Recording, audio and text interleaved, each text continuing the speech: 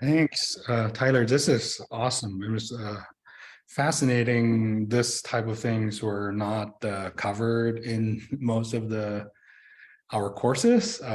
Maybe they should. For sure, I kind of really enjoyed this the overview, and I think we have a lot of questions in the Slido. Do you want to click that link and show it, or I can share my screen and show those questions? Sure, I'll take it. I will.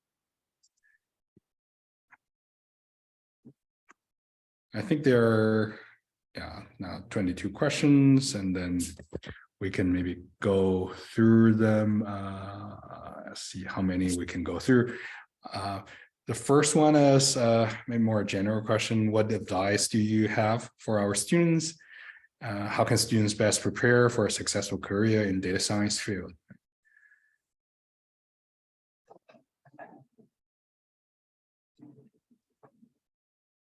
I'm trying to choose the best bit of advice. And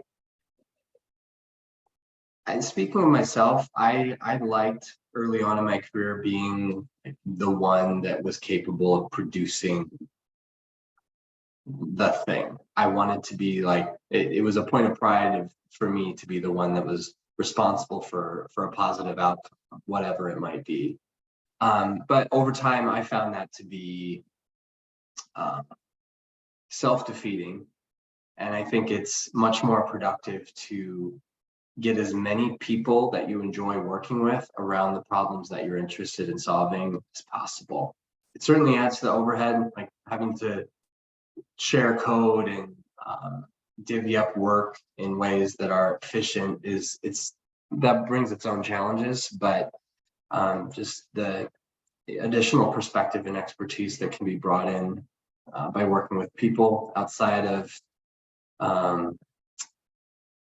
me, myself, and I, it's well worth it. Yeah, that's such a important skill, I guess. This teamwork, communication, and this type of things. A lot of our computer science students were not trained on, right? That they take courses, all the homework, everything is like more individual work, right? I can do this exam, do this programming homework well, right? Exactly. Brought up a very good point. That's maybe industry, a lot of this teamwork is actually essential, right? Even you're an awesome individual contributor, if no one else knows you or believes you're working on something important, it's probably not going to lead to something important and successful in the industry world.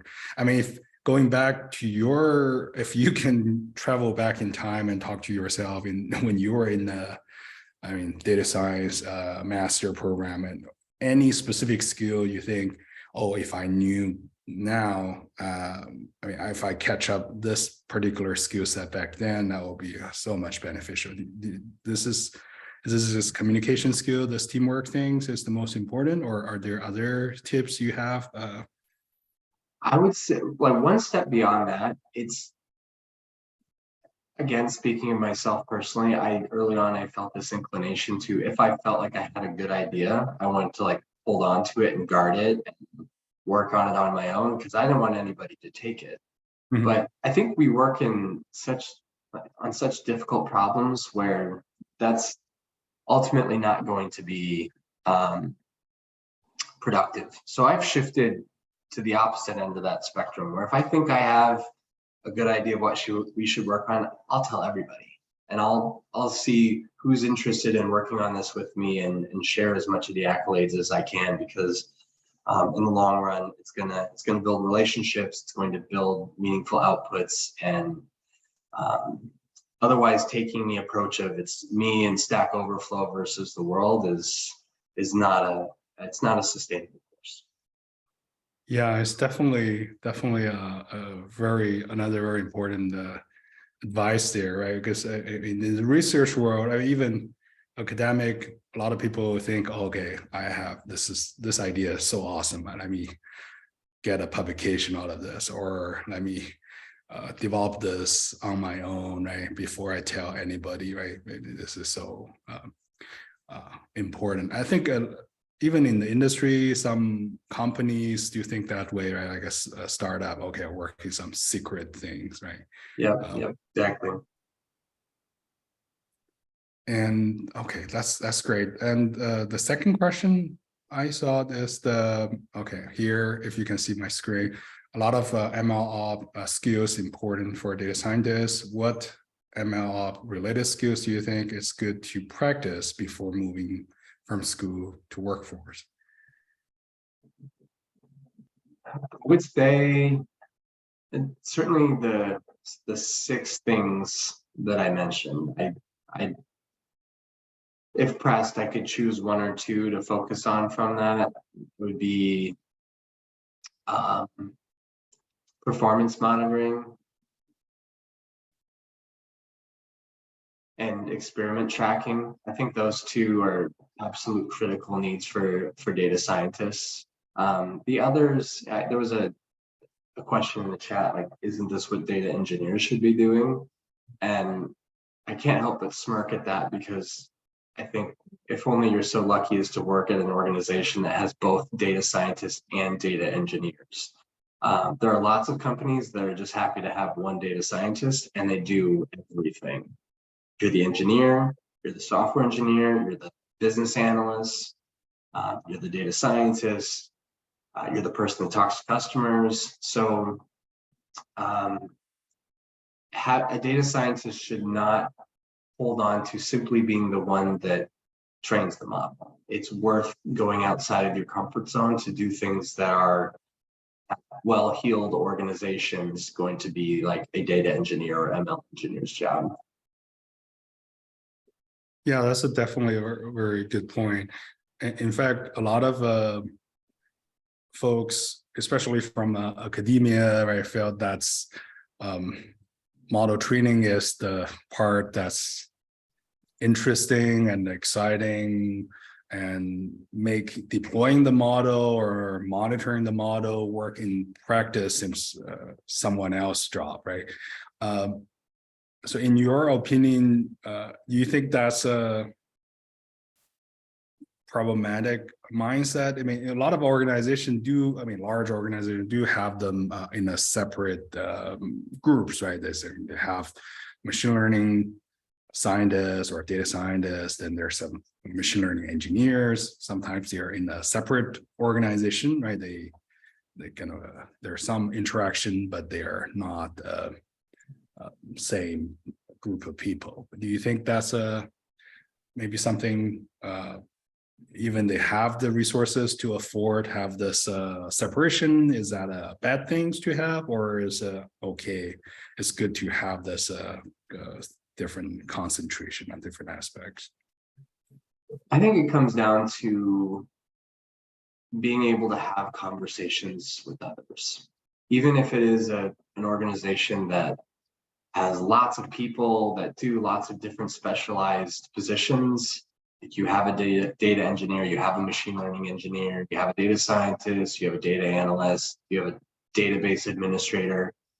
It's great if each one of those functions is one person's job, or maybe a team is focused on that. But in order to have effective conversations with someone else that is outside of your specific role or your specific team, you have to know more than a little bit about what they do.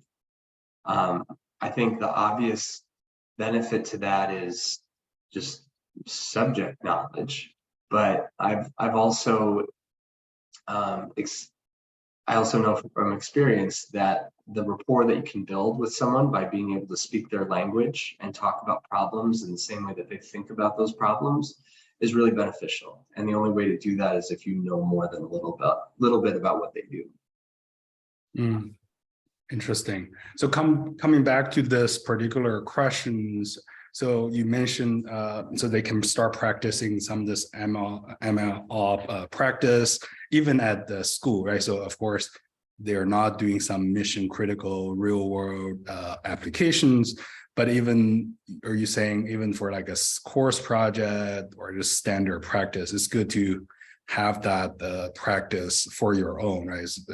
I mean, tracking all this different model data, how they're used and all this parameter.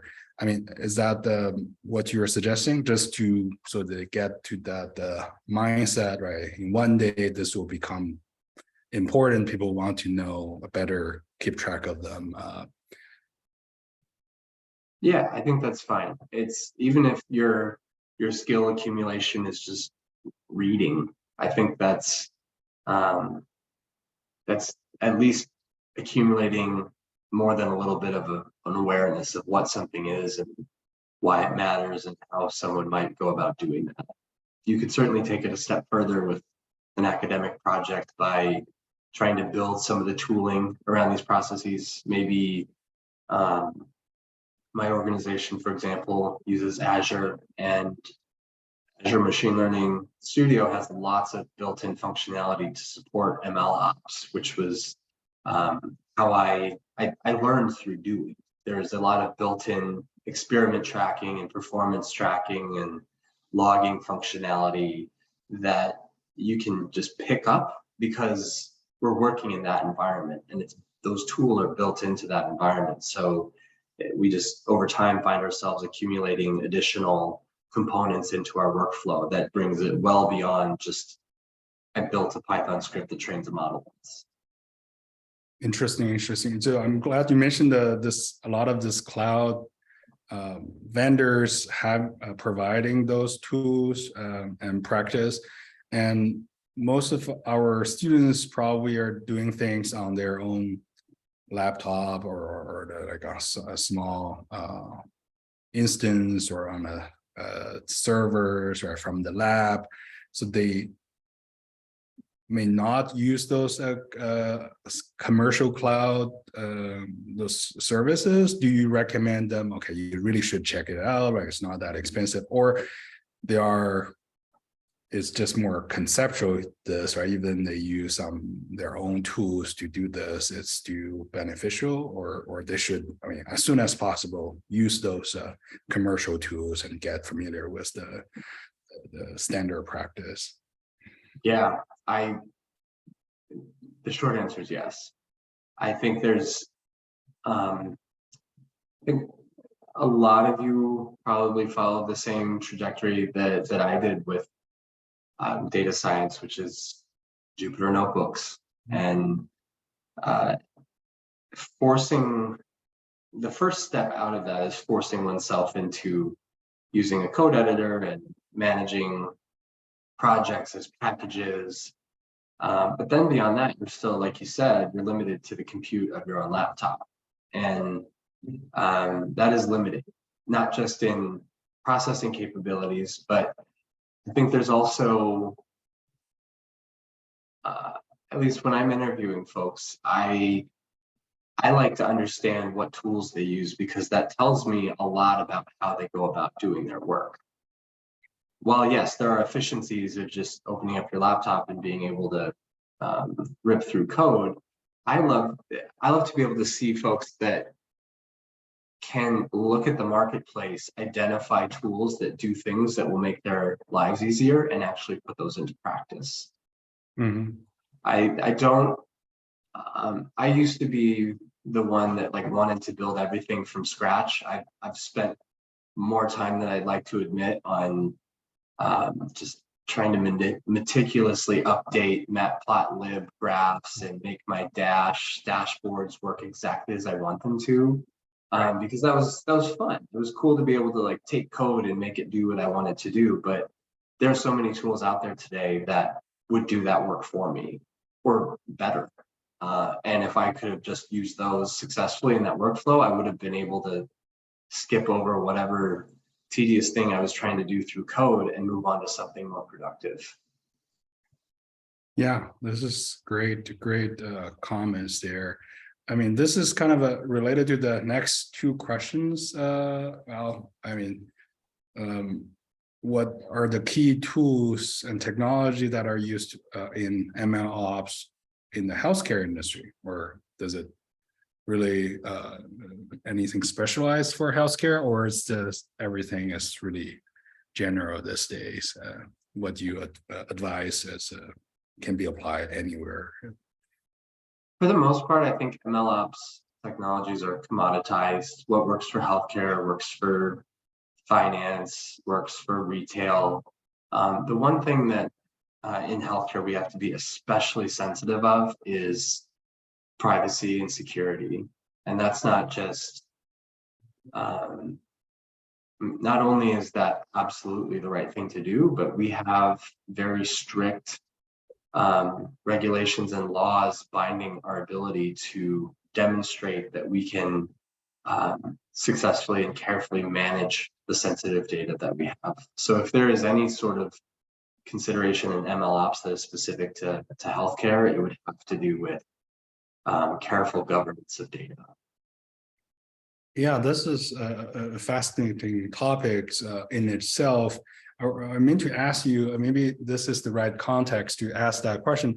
Like you mentioned, you should track your model performance, right? Periodically, maybe update the models. In this healthcare space, the data is, the raw data, maybe actual patient records, right? Could be quite sensitive to get access. You may not have the capability or access, or from a developer's point of view, right, to access up-to-date patient records. Maybe initially you have access to train the model, but then as soon as you're done with the model deployment, maybe the hospital or some other organization start using the model, but as the developer of the model, you lose the access to the actual raw patient, new up-to-date patient record. Can you say more about in those settings? How would someone still practice this type of MLOps, or is that something more to the hospitals, data scientists themselves, right? They should track at that point, but the original developer, maybe a third-party ML modeling, predictive modeling company, they move out of that picture at that point, or? I found that individual organizations have their own practices around how they provision access to data, but the common theme is the minimal information necessary to do one's job. That is the leading principle when it comes to enabling access to data. So in that sense, you're saying maybe the hospital or this healthcare organization should still provide that up-to-date information, new data set periodically to the developer of the model so that they can refresh the models, or if I'm following the question,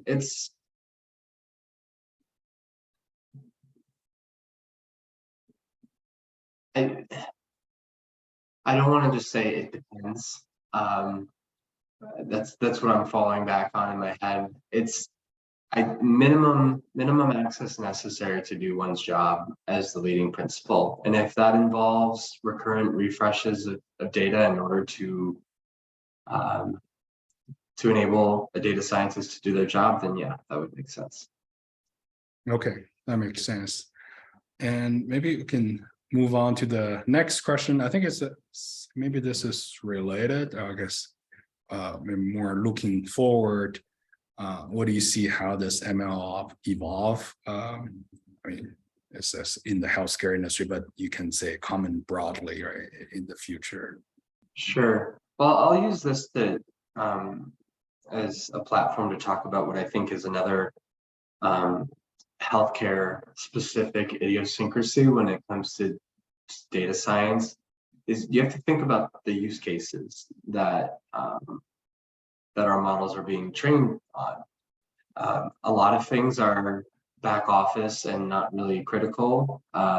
If it's like we have a lot of data mapping activities that happen based on ingestion of unstructured text data, and we try to map that to our standard code taxonomy. Mhm. If one of those is wrong, it doesn't, like, that's okay.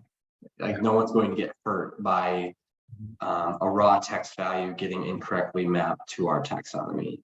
But on the other end of the spectrum, I myself don't do image recognition related use cases, but that's a very common thing in healthcare machine learning literature. So I'm thinking about radiology reads, Mhm.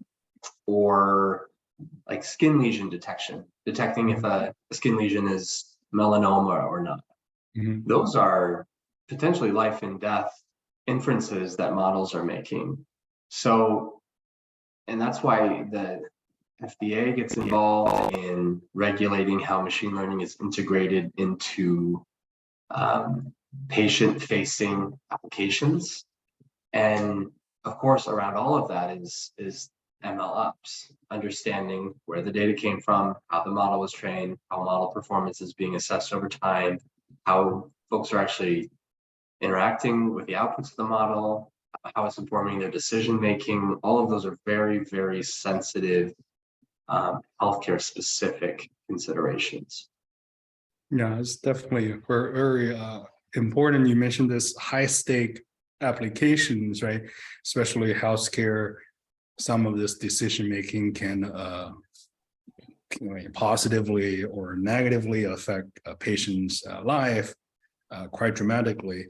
Um, so, in do you see this as transition from more of a lower stake, more of a back office kind of operation to this more higher stake clinical decision making or some other type of treatment related recommendation? And do you see that transition is happening in healthcare? I mean, more ML model being used in that high stake scenario now? I think it's expansion. It's as folks become more and more comfortable with having their workflows augmented by machine learning in some way. It doesn't matter if it's a non life or death back office role or if it's a patient facing clinical decision related role. Um, it's machine learning is trying to gain a foothold in developing trust. Folks being able, providers being able to look at inferences they're being served and trusting that what they're seeing is useful. Even if it's not necessarily the right decision in that moment, having a provider look at that thing as, you know, not a dictate necessarily, but a suggestion on something to consider. I mean, that's an important way in which I think machine learning and its use cases are being socialized with people who consume it. Cool. So let's just quickly go through some of the other questions. I know we have 8 more minutes of Tyler's time. I'm sure he has a busy day, and so maybe I ask some of the general questions like first. Right? So working in the healthcare domain, a lot of people ask, okay, how much healthcare does someone in your position or your colleagues, right, working data science has to know to be successful? Can you comment on that? This domain aspect? It's going to depend on the organization that you're in and what types of healthcare related problems you're working on. But I think the more the better. I find that not just, I shouldn't say the more the better. I should say a little bit goes a long way. I think just merely understanding if you're working with a data set that is inclusive of like medical claims data, that includes things like diagnosis codes and procedure codes, you should be able to speak to where those code taxonomies came from. You don't need to be independently capable of diagnosing a condition or anything, but being able to recognize that, okay, this ICD-10 diagnosis code was documented as the primary condition and it was documented as present on admission. So I'm looking at that. I know that this is the main thing that the patient presented with. They showed up at the point of care with that, and that was the focal point of the visit. And you can start to extrapolate from that that recognition in ways that I think not just inform your data science activities, but it also allows you to, like I said earlier, have conversations with folks who are more clinically facing. Great. So yeah, I think these days I haven't seen any single talk without mentioning about AI, without mentioning ChatGPT. I mean, I guess this is that question. So maybe I'd rephrase it slightly. So where do you see so like this large language model like ChatGPT can be used in MLOps? Is that relevant? Is that not so much? What do you see there? I don't want to. I try not to be like dismissive of ChatGPT and everything that it does. I think it's fascinating from like a pop culture kind of thing. It's almost turned into its own. ChatGPT is its own craze, and that it's getting articles written about it in the New York Times, and it's on the nightly news and stuff like that. It's really, I mean, GPT-3, of course, the ChatGPT is based on, has been around for a lot longer than that, and I've never seen GPT-3 talked about with the same level of excitement and fear and whatever as ChatGPT. So I'm still trying to come to grips with, like, why now? Why is ChatGPT this interesting now? And I think part of it has to do with the way in which the lay person is able to interact with it. You just need to, like, forever, GPT-3 was stuck behind a beta, like a very closed release beta, and you'd have to demonstrate what you wanted to integrate it into before you could actually use it. But with ChatGPT, you just go to the open source website, and as long as it loads for you, which usually only happens in the evenings, at least for me, you can type in questions and get responses, which is like, it's cool, but it's a chat bot. Other than at this point feeding in questions about what is